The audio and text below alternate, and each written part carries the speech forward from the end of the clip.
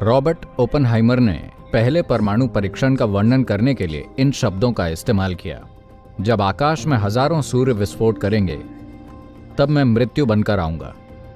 तो उन्होंने कृष्ण का एक अनुच्छेद कहा था भगवद गीता से। महाभारत और रामायण, आप उनके हथियारों का विस्तृत वर्णन देखेंगे जो आज के आधुनिक हथियारों से मिलते जुलते हैं। आप ब्रह्मांड की खोज कर सकते हैं, आप तब भी सब कुछ जान सकते हैं।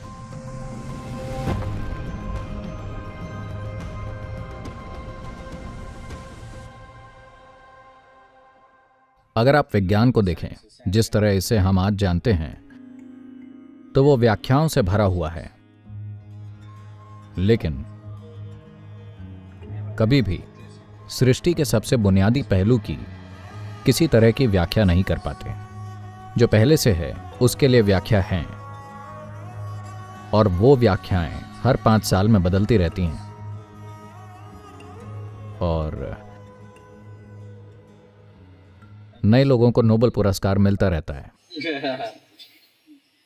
मैं पूरे विज्ञान का मजाक उड़ाने की कोशिश नहीं कर रहा हूं। यह एक शानदार खोज है, इसमें कोई संदेह नहीं है।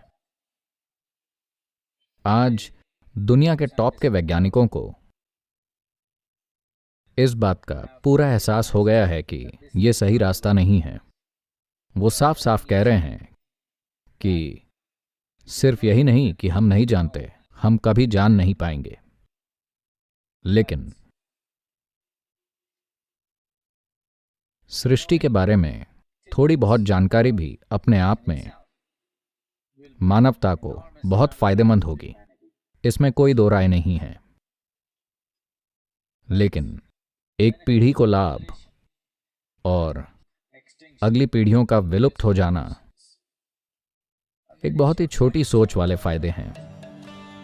आप देखेंगे पुराणों में महाभारत और रामायण जो पुराण संस्कृति के अंदर आते हैं, आप उनके हथियारों का विस्तृत वर्णन देखेंगे जो आज के आधुनिक हथियारों से मिलते जुलते हैं। वो ऐसी कोई चीज बस यूं ही नहीं बना सकते थे जिसका कोई अस्तित्व ही ना हो, जिसकी संकल्पना ही कुछ 100 साल पहले मौजूद ना हो। और आप हैरान होंगे, रॉबर्ट ओपेनहाइमर, जिन्हें आधुनिक परमाणु हथियार का जनक माना जाता है, जब अमेरिका के लॉस एलमोस में पहले परमाणु हथियार का परीक्षण किया गया था तो उन्होंने कृष्ण का एक अनुच्छेद कहा था भगवद गीता से। और उन्होंने कहा था, जब कृष्ण इसके बारे में बोले थे तो कहा था, जब आकाश में हजारों सूर्य विस्फोट करेंगे तब मैं मृत्यु बनकर आऊंगा और संसार को झकझोर दूंगा।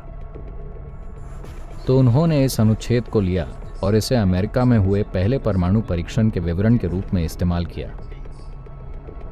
क्योंकि यही बात लगभग 5000 साल पहले कृष्ण ने कही थी। तो मैं इसे इसलिए बता रहा हूं, भौतिक विज्ञान के उन पहलुओं को खोजा गया था और खारिज कर दिया गया था। यह रास्ता मानवता के लिए नहीं है। अगर आप इस ओर जाएंगे तो यह विनाश का रास्ता होगा, यह सही तरीका नहीं है। इसलिए उन्होंने पूरी चीज को एक रहस्यवाद के आयाम में बदल दिया, जहां एक इंसान अपने आसपास के किसी भी चीज को कोई नुकसान पहुंचाए बिना असीमित रूप से विस्तार और खोज कर सके। किसी भी जीवन को परेशान किए बिना आप ब्रह्मांड की खोज कर सकते हैं, आप तब भी सब कुछ जान सकते हैं। और एक इंसान के भीतर मूलभूत चाह विस्तार करने की होती है। वो इसे कैसे करता है, यही एक सवाल है। या तो जीत हासिल करके या फिर अपने में समावेश करके। वो इसे कैसे करता है, यही एक सवाल है। लेकिन यहां मनुष्य को बिना विस्तार के नहीं रखा जा सकता। तो इसलिए जब हम रहस्यमयी आयामों की बात करते हैं तो हम जीवन को पूरी तरह से अलग दिशा और आयाम में देखने और खोज करने की बात करते हैं। This needs a certain amount of reversal of everything you have done as life. इसके लिए जीवन के रूप में आपने जो कुछ भी किया है उसमें खास तौर के बदलाव की जरूरत है। अगर मैं कहूं आपका जीवन, तो आप तुरंत अपनी नौकरी, बिजनेस, परिवार, पति, पत्नी, बच्चे, अपने दोस्त और कई दूसरी चीजों के बारे में सोचेंगे, है ना? बहुत कम लोग। सिर्फ अगर मैं आपके सिर पर बंदूक रख दूं और कहूं आप जीवन हैं, तब आप समझेंगे कि जीवन क्या है।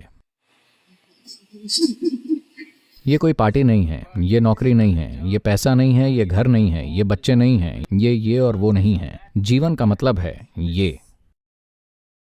आपकी लोकल ट्रेन का समय पर आना, हवाई जहाज का समय पर उड़ान भरना, आपका सेलफोन काम करना, कुछ और चीज होना, आपके बैंक अकाउंट का भरना, इन सब से जीवन नहीं बनता।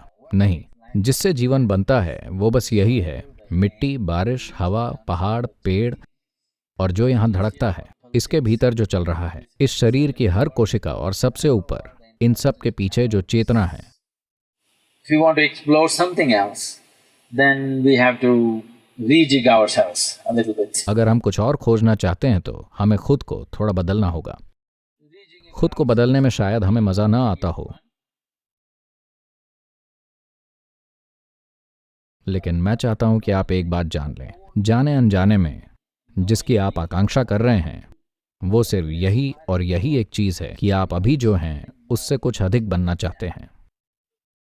आप जो अभी हैं उससे कुछ ज्यादा तब तक नहीं बन पाएंगे जब तक आपका बोध नहीं बढ़ता। अपना बैंक बैलेंस बढ़ाने से आप ज्यादा नहीं बन पाएंगे, वो सिर्फ किसी के साथ तुलना में है। जब तक हर कोई आपसे थोड़ा गरीब ना हो, आपको $1 अरब हासिल करके भी अच्छा नहीं लगेगा। हाँ या नहीं?